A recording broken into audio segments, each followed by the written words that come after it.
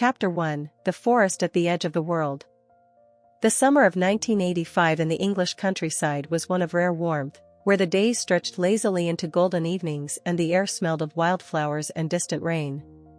For 10-year-old Thomas Bell, these weeks felt endless, an eternity of barefoot wanderings and secret discoveries.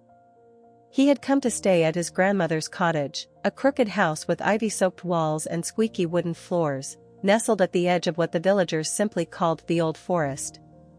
The forest had always been there, older than the village itself, but Thomas's grandmother, a sprightly woman with silver hair and mischievous green eyes, told him stories about it that made his skin prickle. She said the trees whispered at night, and that sometimes people who ventured too far heard music or voices not meant for mortal ears. Thomas, for his part, was enchanted. He'd always felt like he didn't quite fit into the world. Too dreamy, too curious, always asking questions no one seemed to answer. The old forest seemed to call to that restless piece of him, and on the 6th day of his stay, when the sun climbed high and the sky gleamed a brilliant cerulean, Thomas decided to follow the call. He packed only the essentials, a peanut butter sandwich, a small notebook with a stubby pencil, and his grandmother's brass compass, slightly tarnished but still pointing true. With a final glance back at the little cottage, its lace curtains fluttering like sleepy eyes, Thomas stepped beneath the green canopy. The first hour was as he expected: birdsong, the rustle of leaves, the musky scent of damp earth. Sunlight poured through the gaps in the trees, dappled and warm. He saw squirrels darting across branches, heard the distant croak of frogs.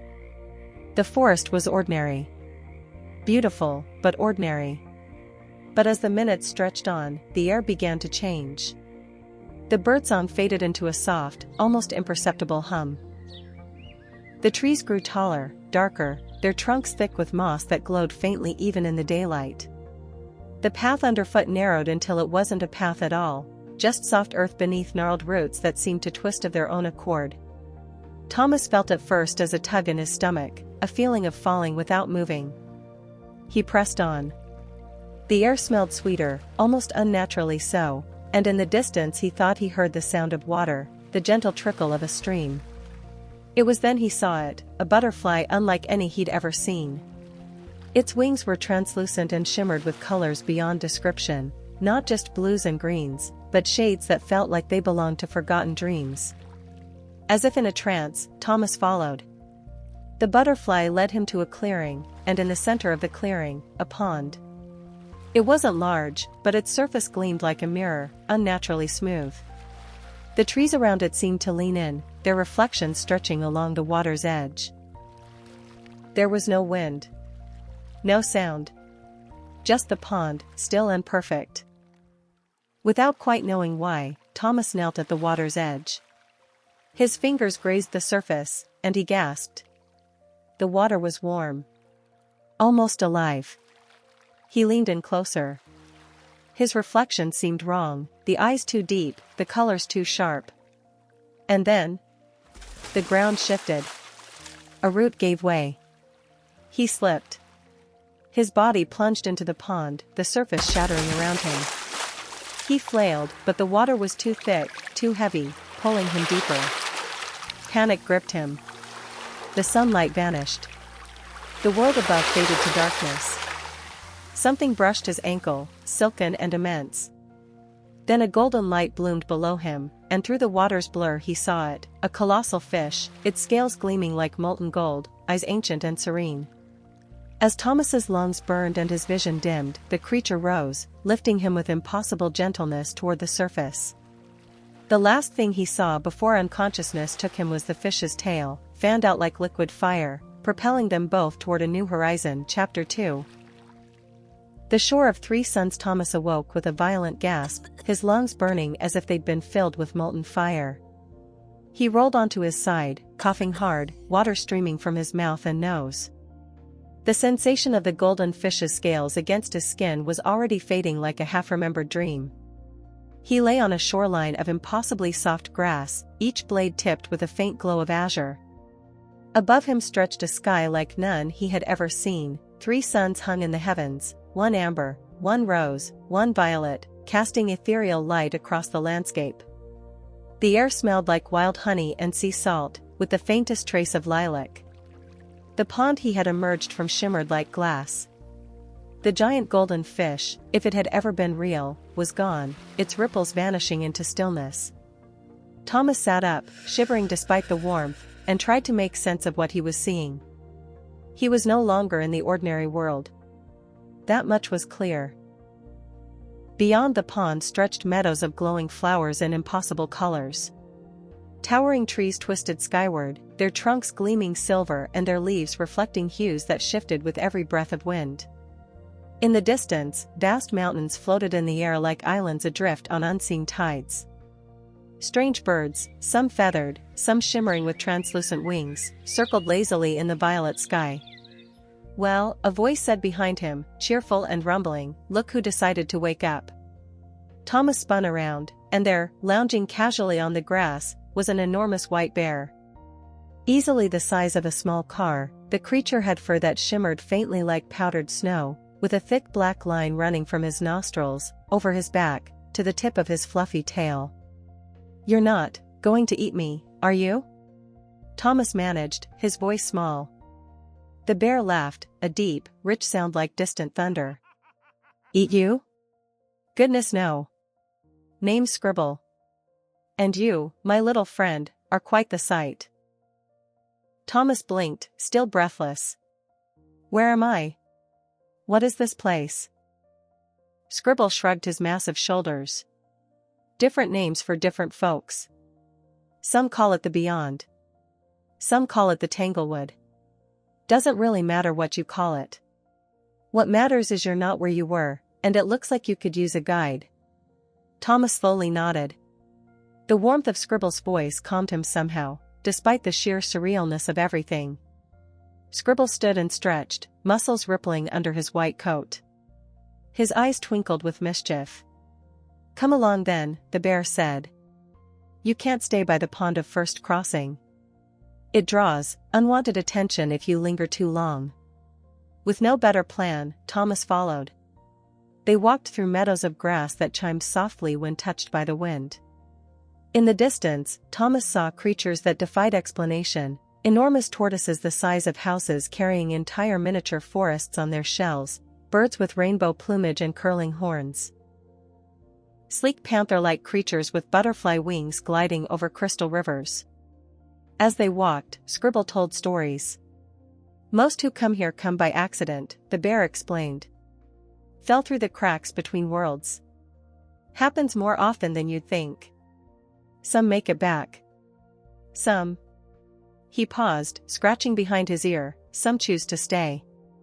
Before Thomas could ask what that meant, a rustle in the undergrowth caught his attention. From the shadows emerged a small, upright figure, no taller than Thomas's knee. A mouse. But not an ordinary mouse. This one wore a tiny leather satchel slung over his shoulder, a miniature rapier at his hip, and eyes sharp as broken glass. "Who have we here?" the mouse asked, voice high but steady. "Marlow," Scribble said fondly. "Meet Thomas. He's new." Marlow gave a polite bow, then fixed Thomas with a serious stare. "You'll need guidance. And protection. There are things in these woods that make no distinction between prey and passerby." Thomas managed a smile, warmth filling his chest despite the mouse's serious tone. "I'm Thomas. I'm from London." "London," Marlow repeated thoughtfully. "Ah yes. A place of fog and iron.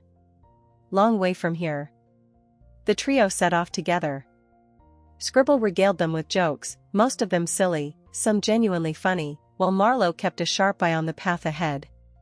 Thomas listened, asked questions, and marveled at the strange beauty around them.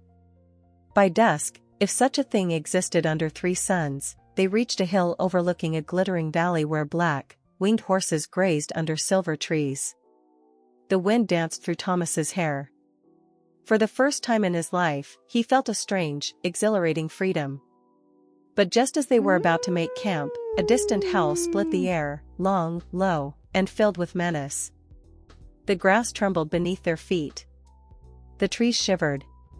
Scribble's humor faded. Marlow drew his tiny sword. "We're not alone," the mouse murmured. "And not everything in the beyond is kind." Thomas's heart pounded as he looked to the horizon, shadows gathering. His adventure had only just begun. The howl faded into the distance, but the unease it left behind clung to the air like mist. Thomas felt every hair on his arm stand on end as Scribble raised his massive head, nose twitching. That, the bear murmured, was not a friendly sound. Marlow, sword still drawn, squinted into the gathering twilight. "We need to move. There's a safe hollow not far from here. We can make it before night fully falls, if we don't dawdle." Thomas swallowed hard. What was that? An animal? An animal? Scribble chuckled nervously. "Well, technically. But not the sort you'd like to meet up close. Could have been a hollow howler or a shardfang. Might even be one of the whispering wolves." "That's not helping," Marlow muttered, already marching forward. Thomas hurried to keep up. "Whispering wolves?" The mouse gave him a sidelong glance. "Imagine a creature that looks like a wolf, except its skin is stretched too tight and its voice. Its voice is what it uses to hunt. It doesn't need to chase you. It whispers. And sometimes, the whispers make you walk right into its jaws." Thomas shivered. "Oh." Scribble, sensing the boy's fear, bumped him gently with his enormous shoulder. "Don't worry, mate. Nothing's getting past me. Or Marlow here. You've got the best protection in the beyond." Marlow gave a small, approving nod. "We'll keep you safe. But we must stay alert." The path narrowed into thick woods where trees leaned together like gossiping old women, their twisted branches nearly blocking the sky. Strange glowing vines pulsed softly along the trunks, and Thomas felt as if unseen eyes were following them. "So," Thomas whispered, to break the eerie silence. "How did you two meet?" Marlow smirked. "He tried to eat me. I did not." Scribble bellowed, scandalized. "I thought you were an enchanted truffle." "I was hungry." Thomas laughed despite himself. "A truffle?" "It was dark," Scribble huffed. "And I have poor night vision." Marlow's whiskers twitched in amusement. He apologized. "Eventually. We've been traveling together ever since." Thomas smiled, comforted by their banter. He found himself walking between them, the strangeness of the world beginning to feel a little less overwhelming. They reached the hollow just as the last of the suns dipped behind distant floating peaks. It was a small clearing surrounded by twisted oaks, with soft moss underfoot and glowing mushrooms that cast a pale blue light. Scribble lumbered to the edge and began setting stones in a circle while Marlow meticulously unpacked a tiny satchel containing nuts, dried berries, and slivers of something that smelled sweet and spicy. Thomas sat cross-legged, heart still pounding from the lingering tension. "Will those wolves come here?" Marlow shook his head. "Not likely. They don't like light. The mushrooms here keep most things at bay." Scribble flopped down with a satisfied sigh. "And if they do show up, I'll give em the old one too. Don't you worry." They shared a simple meal, the surreal beauty of the glowing hollow casting everything in soft shadows. For the first time since falling into the pond, Thomas felt his breathing slow. "Why are you helping me?" he asked quietly. Scribble leaned back, looking up at the sky where stars, some green, some red, twinkled in unfamiliar patterns. "Because, kid, nobody should have to face the beyond alone."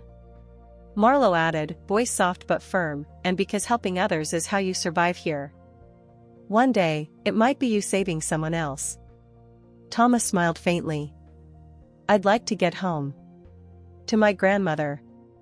Scribble gave him a thoughtful look. "Then we'll find the way. It won't be easy. There'll be riddles, trials, maybe even worse than tonight's howls. But we'll get you back. That's a promise." For a long moment, none of them spoke. The air was cool but soft. Somewhere distant, the wind carried a sound like the faint chiming of glass bells. Thomas yawned, exhaustion overtaking him. As he drifted to sleep, he heard Scribble's deep voice murmuring something in a language he didn't recognize. A protective charm, perhaps. The last thing he thought before the dreamless dark took him was, "I'm not alone." Thomas woke to the gentle warmth of dawn, or at least, what he thought was dawn in this strange place where 3 suns painted the sky in surreal colors. The grass still glowed faintly under his fingertips, and nearby, Scribble snored softly, his massive white belly rising and falling with each breath. Marlow, ever diligent, sat perched on a stone, polishing his miniature sword with great concentration. "Morning," Thomas whispered, sitting up and rubbing the sleep from his eyes. Marlow nodded without looking up. "We need to move soon." "You never sleep?" Thomas asked. The mouse gave the barest hint of a smile. "Not when there are things that hunt in dreams." A deep yawn from Scribble interrupted them. "Bah. Marlow's always dramatic before breakfast. We're fine here. Safe as kittens in a basket." Thomas stretched. "Where are we going today?" Scribble grinned. "The River of Stones. There's a crossing there, and beyond it, the first of the old signposts. If we can find it, it might just tell us how to get you back home." Marlow sheathed his sword. "And the river has its own peculiarities. We'll need our wits." The journey that morning was lighter. The forest thinned into sweeping meadows of silvergrass that swayed in the gentle breeze. Butterflies the size of dinner plates flitted among glowing wildflowers. At one point, Thomas stopped to stare at a herd of creatures that looked like deer with crystalline antlers and hoofs made of glass. "This place," he whispered, "it's beautiful." Scribble, walking alongside him, chuckled. "That's the trouble, mate. The beyond is both beautiful and deadly. The prettiest things here sometimes bite the hardest." Marlow nodded. "Never let your guard down." They reached the River of Stones by midday. It wasn't like any river Thomas had ever seen. Instead of water, it flowed with smooth, flat stones, countless thousands of them, all moving in slow, mesmerizing patterns like liquid rock. Some stones glowed faintly. Others shimmered as if made of crystal. "How do we cross?" Thomas asked, astonished. A voice answered, not one of theirs. "With care. And cleverness. Or not at all." Thomas turned to see a creature sitting on a boulder near the riverbank. It looked like a fox made of living flame, its fur shifting in reds and oranges, eyes like twin rubies. "A firefox," Marlow murmured, lowering his head respectfully. "We're honored." The firefox dipped its head in return. "Travelers must solve my riddle to cross. Fail, and the river will not bear you." Scribble groaned. "Why is it always riddles?" Thomas stepped forward, heart pounding. "What's the riddle?" The firefox's voice echoed as it spoke. "I have cities, but no houses. I have mountains, but no trees. I have water, but no fish. What am I?" Thomas bit his lip, thinking hard. Marlow muttered under his breath, pacing. Scribble scratched behind one ear. The stones in the river shifted, whispering softly. "Cities but no houses." Thomas repeated. "Mountains but no trees, water but no fish." Something clicked. He gasped. "A map. It's a map." The firefox's eyes glowed brighter. "Well answered, child of another world." With a graceful leap, the fox vanished into thin air, leaving only a faint trail of smoke. The stones in the river shifted, forming a steady path across. "That," Scribble said, impressed, "was brilliant." Thomas grinned, his heart thudding in triumph. "I just thought of what has all those things but isn't real." "Good thinking," Marlow agreed. "Quick minds survive here." One by one, they crossed. The stones were warm underfoot, the current of the river humming gently around them. Thomas kept glancing at the place where the firefox had been, awe still filling his chest. When they reached the far bank, Scribble collapsed dramatically onto the grass. "Right. That's enough near-death experiences for one morning." Thomas laughed. What now? Marlow adjusted his satchel.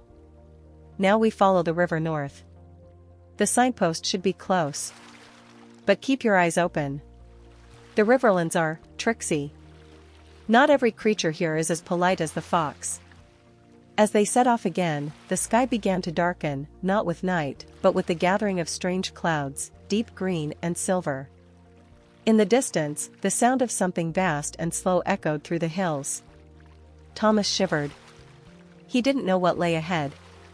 But with Scribble's warmth and Marlow's calm by his side, he felt braver than he ever had before. The trio continued along the glistening riverbank as the strange green and silver clouds thickened overhead.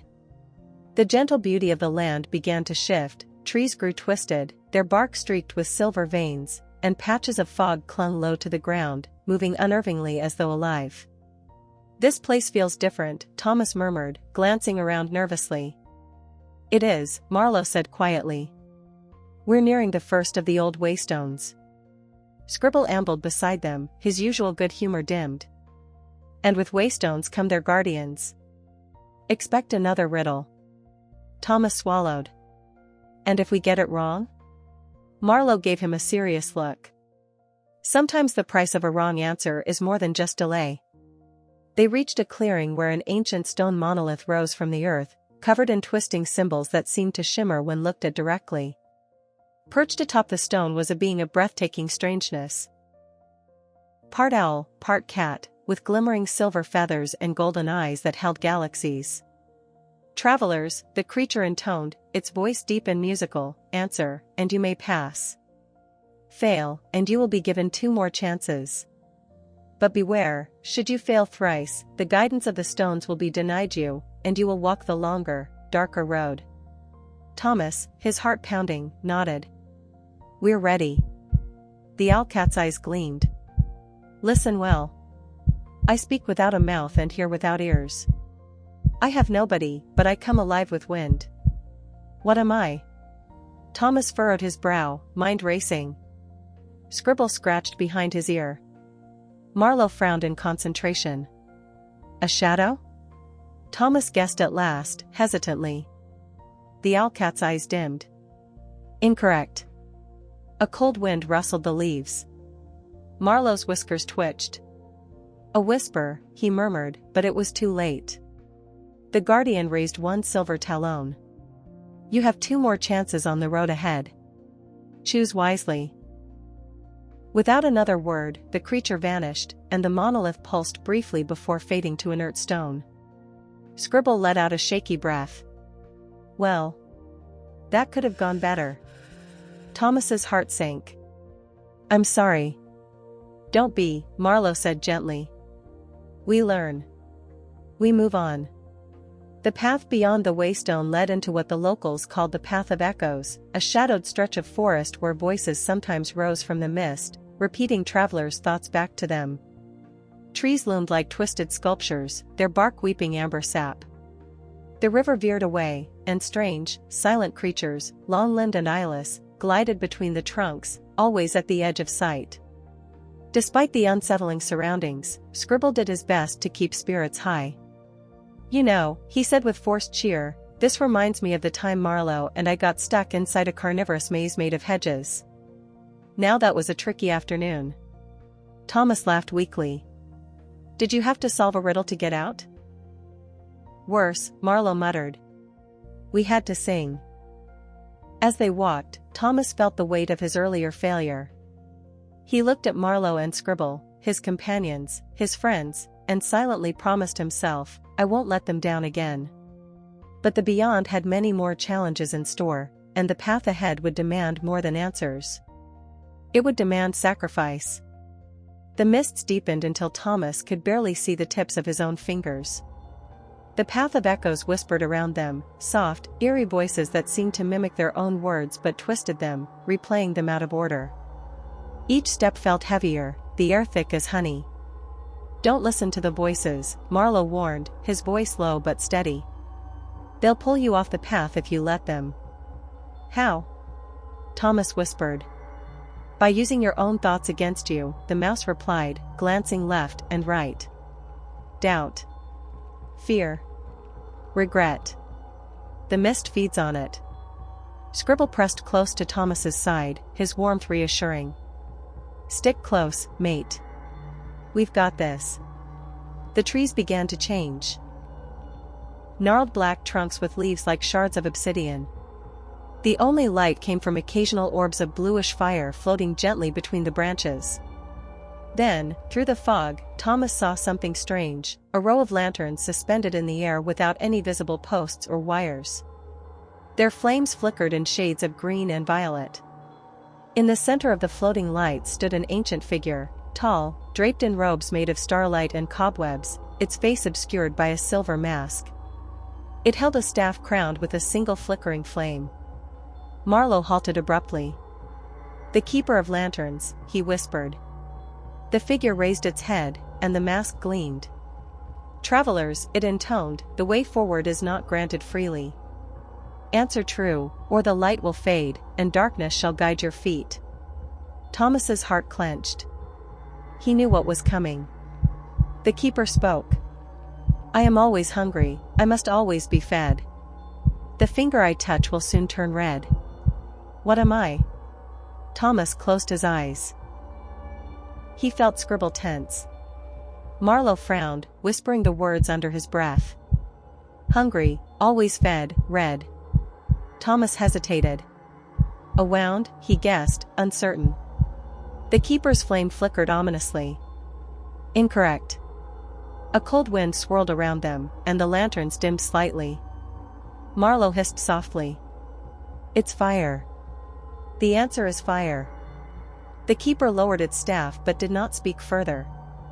The path ahead slowly cleared, the mist pulling back slightly, though the air remained heavy. "You have one more mistake left," Marlow reminded Thomas gently. "Be careful." Scribble leaned down.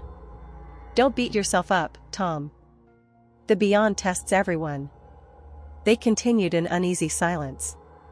The further they went, the more the land felt hollow. The trees were dying, their bark stripped bare, and the whispers of the path of echoes grew quieter, more sinister. Thomas felt them brushing the edges of his mind. They crossed rickety bridges over bottomless chasms and passed through glades where statues of stone animals watched silently. More than once, Thomas caught glimpses of things moving just out of sight, slender, twisted figures with hollow eyes that vanished when he looked directly at them. At last they emerged from the darkest part of the forest into a clearing where a gentle stream glittered under soft moonlight. The grass was lush again.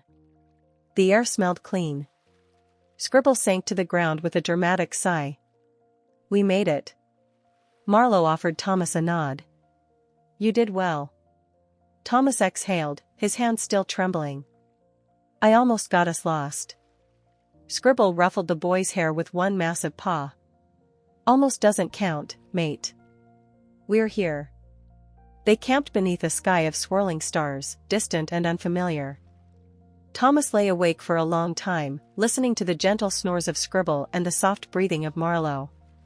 The warning of the keeper still echoed in his heart. One mistake left. The road ahead, he knew, would test them in ways none of them could yet imagine. Morning dawned cold and breathless. The sky above the camp swirled in shades of lavender and ice blue, the moon still faintly glowing as Thomas sat by the dying embers of their fire. Marlow sat quietly across from him, sharpening his tiny sword with rhythmic precision. Scribble, curled up in a ball, snored softly, his tail twitching as though he dreamed of running. Thomas clutched his knees to his chest.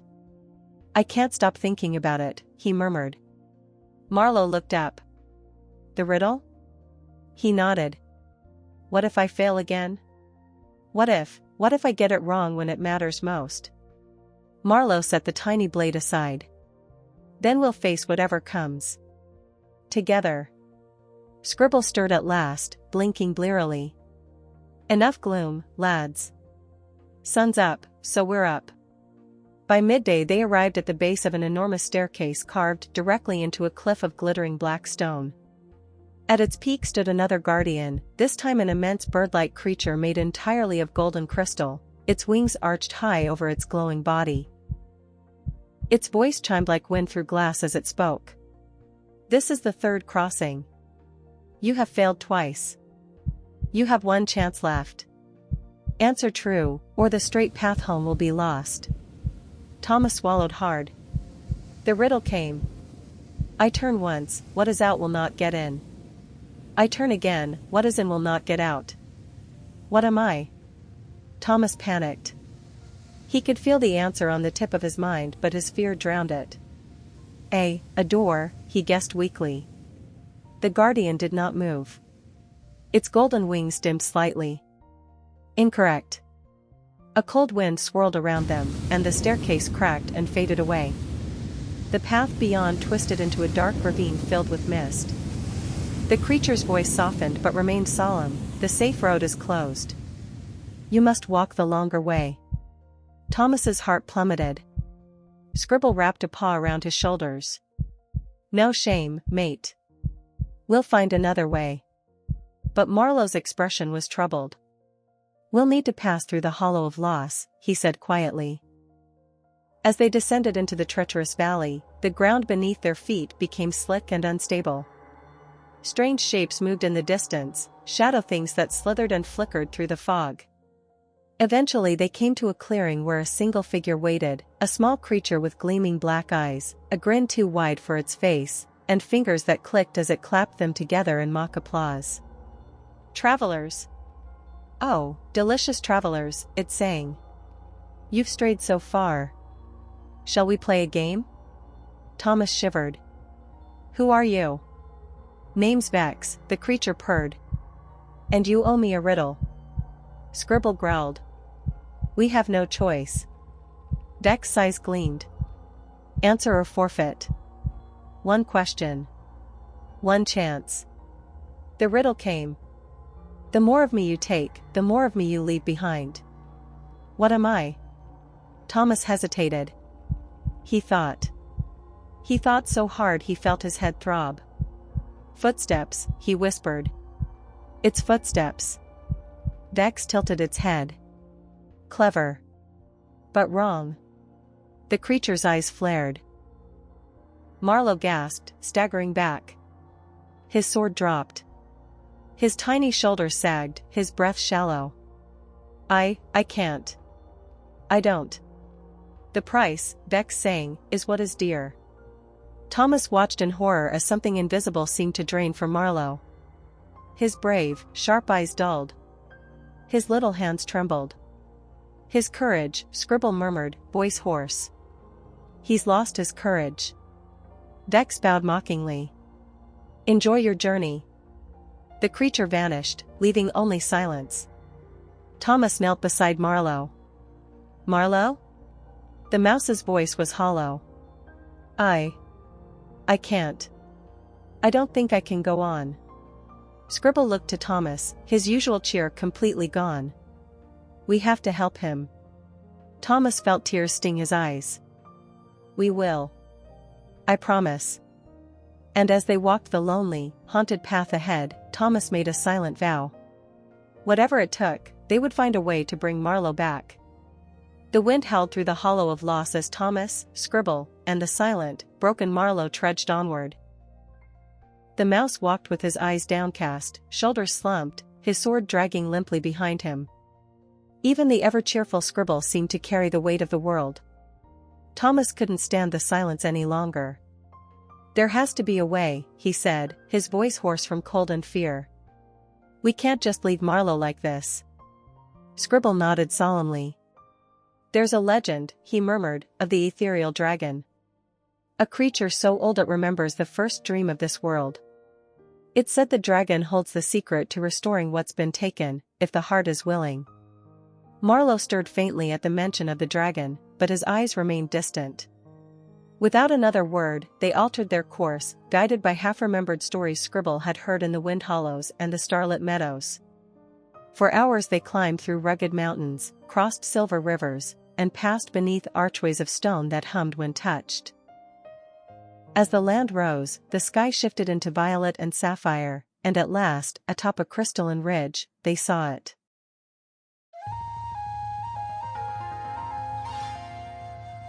The ethereal dragon. It was vast beyond words, its scales shimmering like liquid glass touched with gold. Its wings stretched across the sky itself, and its eyes, oh, its eyes, held galaxies. The air sang with quiet music as it breathed. They approached with reverence. Scribble knelt. Thomas swallowed his fear. Marlow simply stood, vacant. The dragon's voice came not from its mouth, but from the air around them, soft and deep as the sea. You seek restoration. You seek what has been stolen. Thomas stepped forward, trembling. Please. Our friend, his courage is gone.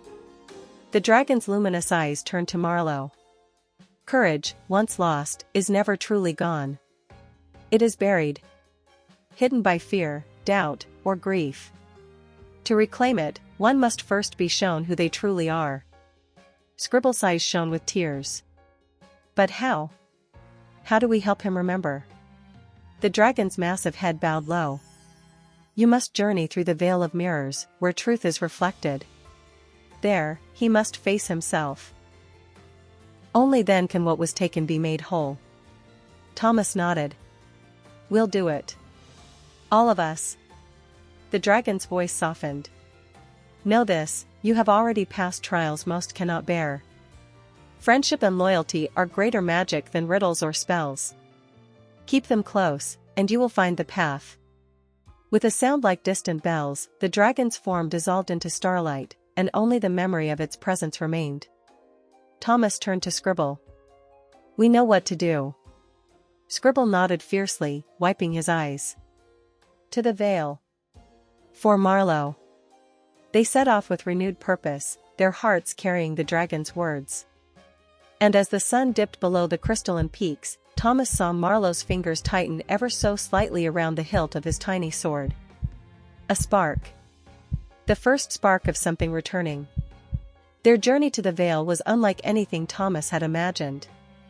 The dark, twisted forests gave way to rolling golden meadows bathed in honeyed light. The air smelled sweet, like lilacs and sunlight. And gentle winds carried the soft music of unseen harps. Vast rivers of glass-like water shimmered, and creatures of every shape and size roamed freely, antlered wolves with feathered tails, giant fireflies illuminating the path, herds of cloud-white horses with crystal hooves. Scribble gave a low whistle. Now this is more like it. Even Marlow, who still walked with a haunted distance in his eyes, seemed to lift his head a little. They passed through shimmering waterfalls, where fish leapt in colors Thomas couldn't name. In one tranquil grove, creatures that looked like rabbits with dragonfly wings gathered around them, offering glowing fruit. Thomas bit into one and felt warmth fill his chest, lightening the heaviness he'd carried. The trio met creatures who told them riddles, not ones meant to test, but ones meant to delight. A silver fox told them jokes, a trio of singing frogs taught them silly songs. Each encounter left them a little lighter, the shadows of past failures slowly loosening their grip. At night, they camped beneath vast skies filled with shooting stars. Thomas, Scribble, and Marlow sat close by the fire. The mouse spoke only in whispers, but each time he smiled, it was a small victory. They're helping me, Marlow murmured one night, his voice barely audible. The kindness, the laughter. I don't feel so cold inside. Thomas smiled. We're almost there. By the fifth dawn in the veil, they reached it, a great glass archway rising from the earth, shimmering like liquid moonlight. Beyond it stretched a mirrored corridor that reflected not just their faces, but their very selves. Marlow trembled. I don't know if I can. Scribble knelt beside him. You're braver than you think. And we're not leaving you. Thomas nodded. Together. Hand in paw, they stepped into the veil of mirrors. Their reflections twisted, not with horror but with memory. Thomas saw his own fears. Of being alone, of never finding his way back. Scribble's reflection showed a hidden sadness, masked beneath his endless jokes. And Marlow saw himself as a knight, tiny but mighty, his heart burning with the courage he thought he'd lost. The mirrors whispered. You were always brave. The heart remembers. A soft glow surrounded Marlow. The air thickened, then cleared. His tiny hand steadied. His eyes brightened. He blinked, then smiled, a real, full smile. I feel it, he whispered. I'm me again. Thomas laughed with joy, and Scribble swept both of them into a bear-sized hug. Before they could leave, however, a familiar snicker echoed through the archway. Vex, the mischievous creature, materialized, grinning wide. Ah, Vex purred, clapping slowly, well done. I suppose I owe you this.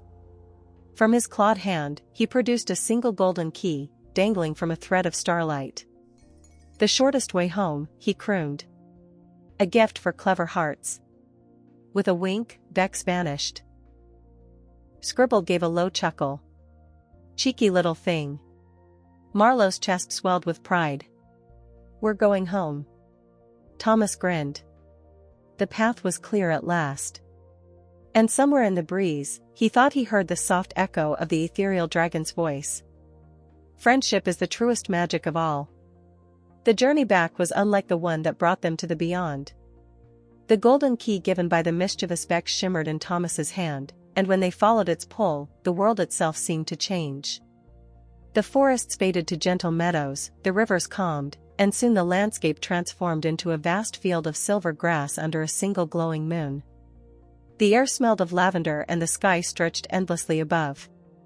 Thomas walked in quiet wonder, Scribble bounding ahead playfully, and Marlow, his courage returned, strode tall beside him, chest puffed out and sword resting confidently at his side. They shared stories, laughter, and reflections of the strange and magical things they had seen. For every terrifying encounter, there had been wonder. For every riddle answered wrong, there had been lessons learned. Eventually, they reached a pond, still and mirror-like, the very same pond Thomas had tumbled into what felt like lifetimes ago. Scribble exhaled slowly.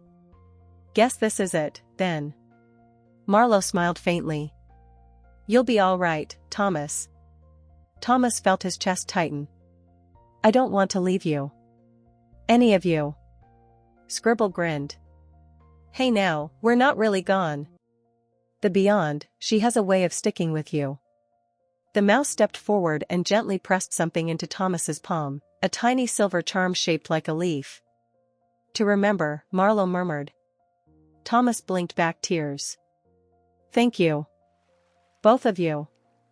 The pond's surface rippled, glowing softly. Thomas took one last look, at his friends, at the strange beautiful sky, at the magical world that had changed him. Then he stepped forward. The water closed over him. Thomas woke with a gasp. Sunlight streamed through the old curtains of his grandmother's cottage. The scent of fresh bread and lavender drifted through the air. His heart hammered.